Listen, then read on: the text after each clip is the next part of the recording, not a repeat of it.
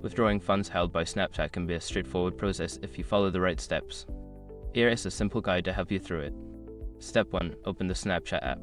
Launch the Snapchat app on your mobile device and log into your account if you are not already logged in. Step 2. Access your profile. Tap on your profile icon located in the top left corner of the screen. This will take you to your account settings and information. Step 3. Navigate to the wallet section. Scroll down and look for the wallet or Snapcash section in your profile. Tap on it to view your available funds. Step 4. Select Withdraw Funds. In the wallet section, you should see an option to withdraw your funds. Tap on this option to proceed with the withdrawal process. Step 5. Choose your withdrawal method. Before filing a refund or dispute, use the SRock.com link in the description to open the refund dispute deadline calculator and confirm your deadline. After completing these steps, your funds should be on their way to your chosen account. Make sure to check for any notifications or confirmations regarding your withdrawal.